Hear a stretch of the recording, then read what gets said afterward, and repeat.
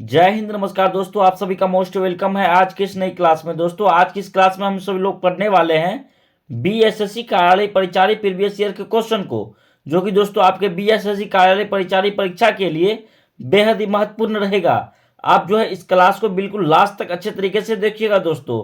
उनसे पहले दोस्तों इस चैनल पर पहली बार जुड़े हैं तो चैनल को सब्सक्राइब अवश्य कर लीजिए। चलिए दोस्तों, नए साल में नए उमंगों के साथ तैयारी करते हैं। चलिए ज़्यादा समय नहीं लेते हुए क्लास को स्टार्ट करते हैं। आपका पहला क्वेश्चन है, भारतीय संविधान के किस भाग में मौलिक कर्तव्यों की चर्चा की गई है? भारतीय संविधान के किस भाग में मौलिक कर्तव्यों की चर्चा की गई है? दोस्तों याद रखिएगा, भाग 4A में चर्चा की गई है दोस्तों। डी आपका राइट आंसर हो जाएगा। चलिए दोस्तों नेक्स्ट सवाल की ओर बढ़ते हैं दोस्तों। विजयनगर साम्राज्य की स्थापना किस दिल्ली सुल्तान के काल में हुई थी? विजयनगर साम्राज्य की स्थापना किस दिल्ली सुल्तान के काल में हुई थी? दोस्तों याद रखिएगा, मोहम्मद तुगलक के काल में हुई थी दोस्तों। सी आपका राइट आंसर हो जाएगा। चलिए दोस्तों नेक्स्ट सवाल की ओर बढ़ते हैं दोस्तों।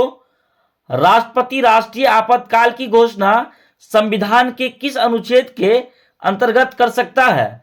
राष्ट्रपति राष्ट्रीय आपातकाल की घोषणा किस संविधान के अनुच्छेद के अंतर्गत कर सकता है? दोस्तों इसमें आपका राइट आंसर हो जाएगा आर्टिकल 352 के तहत दोस्तों। सी आपका राइट आंसर हो जाएगा। चलिए दोस्तों नेक्स्ट सवाल की ओर बढ़ते हैं। राष्ट्रमंडल खेलों का प्रारंभ किस वर्ष हुआ? राष्ट्रमंडल खेलों का प्रारंभ किस वर्ष हुआ? दोस्तों याद रखिएगा, राष्ट्रमंडल खेलों का प्रारंभ 1930 में हुआ था दोस्तों। डी आपका राइट आंसर हो जाएगा। चलिए दोस्तों नेक्स्ट सवाल की ओर बढ़ते हैं दोस्तों। भूटान किन दो देशों के साथ अपनी सीमाएं साझा करता है? भूटान किन दो देशों के साथ अपनी सीमाएं साझा करता है? दोस्तों याद रखिएगा, भूटान भारत और चीन के साथ दोस्तों साझा करता है। बी आपका राइट आंसर हो जाएगा। चलिए दोस्तों नेक्स्ट सवाल की ओर बढ़ते हैं दोस्तों। निम्नलिखित में से किसे भारत के उपराष्ट्रपति पद के लिए निर्विरोध चुना गया? दोस्तों निम्नलिखित में से किसे भारतीय राष्ट्रपति पद के लिए निर्विरोध चुना गया? दोस्तों इसमें आपका राइट आंसर हो जाएगा मोहम्मद हिदायतुल्लाह। दोस्तों उपराष्ट्रपति पद के लिए निर्विरोध चुना गया था दोस्तों। डी आपका राइट आंसर हो जाएगा। चलिए दोस्तों नेक्स्ट सवाल की ओर बढ़ते हैं दोस्तों। पावर ट्रांसफार्मर की कार्य प्रणाली का सिद्धांत किस नियम पर आधारित है? पावर ट्रांसफार्मर की कार्य प्रणाली का सिद्धांत किस नियम पर आधारित है?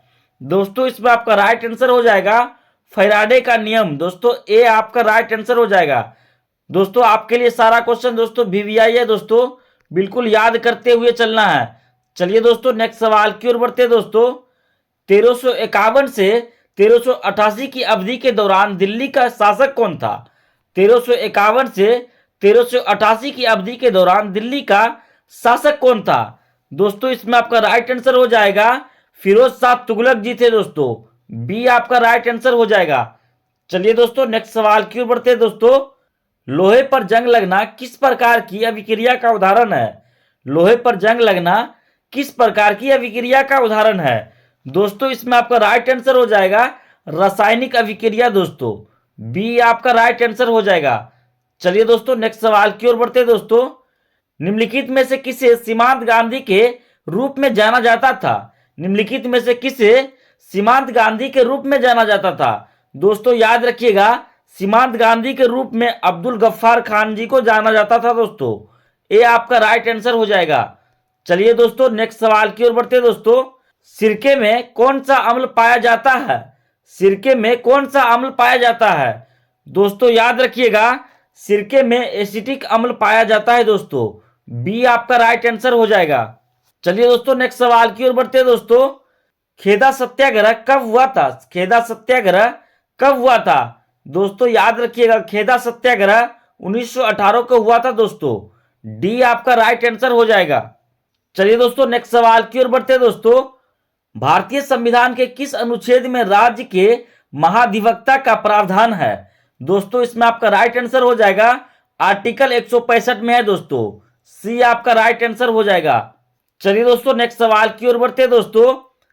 जन्म के बाद मानव के निम्न में किस ऊतक में कोई कोशिका विभाजित नहीं है?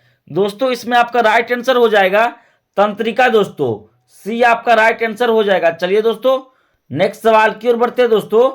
अवंती राज्य की राजधानी कहाँ थी? अवंती राज्य की राजधानी कहाँ थी? दोस्तों याद रखिएगा, अवंती राज्य की राजधानी उज्जैन था दोस्तों। बी आपका राइट आंसर हो जाएगा। चलिए दोस्तों नेक्स्ट सवाल की ओर बढ़ते हैं दोस्तों। चींटी के डंक में कौन सा अम्ल पाया जाता है? चींटी के डंक में कौन सा अम्ल पाया जाता है?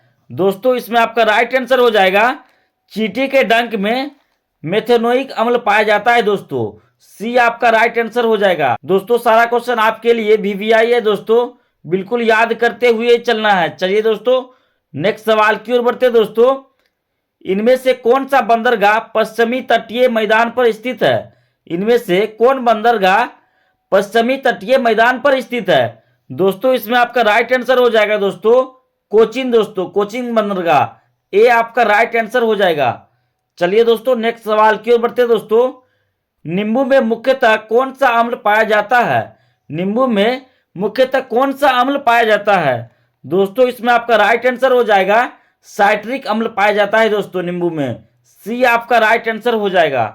चलिए दोस्तों नेक्स्ट सवाल की ओर बढ़ते हैं दोस्तों। जूट उत्पादक का प्रमुख राज्य कौन सा है? जूट उत्पादक का प्रमुख राज्य कौन सा है? दोस्तों याद रखिएगा, जूट उत्पादक का प्रमुख राज्य पश्चिम बंगाल है दोस्तों। सी आपका राइट आंसर हो जाएगा। चलिए दोस्तों नेक्स्ट सवाल की ओर बढ़ते हैं दोस्तों। इमली में कौन सा अम्ल पाया जाता है? इमली में कौन सा अम्ल पाया जाता है? दोस्तों याद रखिएगा, इमली में टार्टरिक अम्ल पाया जाता है दोस्तों। ए आपका राइट आंसर हो जाएगा। चलिए दोस्तों नेक्स्ट सवाल की ओर बढ़ते हैं दोस्तों। 1893 में एकता और राष्ट्रीयता की भावना को बढ़ावा देने के लिए तिलक ने कौन सा त्योहार शुरू किया था? दोस्तों इसमें आपका राइट आंसर हो जाएगा, गणपति त्योहार शुरू किया था दोस्तों। बी आपका राइट आंसर हो जाएगा। चलिए दोस्तों नेक्स्ट सवाल की ओर बढ़ते हैं दोस्तों। पीली क्रांति किससे संबंधित है? पीली क्रांति किससे संबंधित है? दोस्तों याद रखिएगा, पीली क्रांति तिलहन उत्पादन से संबंधित है दोस्तों। ए आपका राइट आंसर हो जाएगा। चलिए दोस्तों नेक्स्ट सवाल की ओर बढ़ते हैं दोस्तों। अंग्रेजी साप्ताहिक पत्रिका यंग इंडिया किसने शुरू की थी? अंग्रेजी साप्ताहिक पत्रिका यंग इंडिया किसने शुरू की थी? दोस्तों इसमें आपका राइट आंसर हो जाएगा, लाला लाजपत राय। दोस्तों बी आपका राइट आंसर हो जाएगा। चलिए दोस्तों नेक्स्ट सवाल की ओर बढ़ते हैं दोस्तों। संविधान का कौन सा अनुच्छेद संघ की कार्यकारी शक्ति की सीमा से संबंधित है?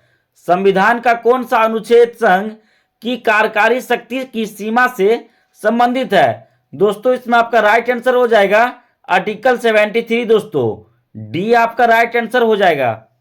चलिए दोस्तों नेक्स्ट सवाल की ओर बढ़ते हैं दोस्तों। निम्नलिखित में से कौन G20 का सदस्य नहीं है? निम्नलिखित में से कौन G20 का सदस्य नहीं है?